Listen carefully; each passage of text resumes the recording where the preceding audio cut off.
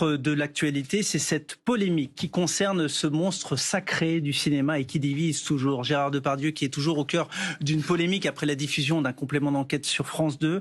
Plusieurs tribunes condamnent l'homme pour ses outrances comme le symbole du machisme ou encore de ses violences sexuelles. D'autres y voient une fierté nationale et défendent l'acteur pour son talent. Le rappel des faits avec Laura Roudot. Ils accusent Emmanuel Macron de valider la culture du viol au plus haut sommet de l'État.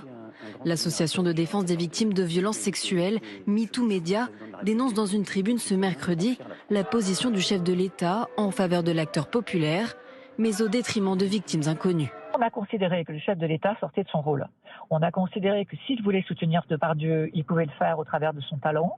Mais dénier la parole des victimes de cette façon-là, ce n'était pas acceptable pour les associations de défense des victimes.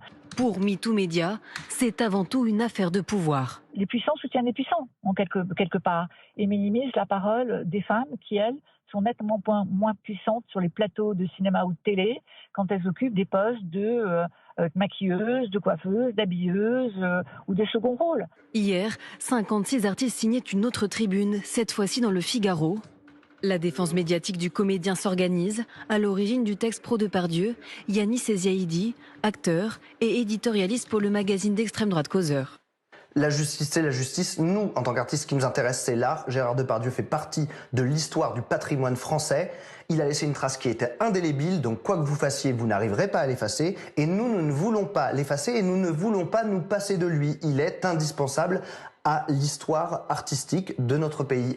Depuis 2020, Gérard Depardieu est mis en examen pour viol.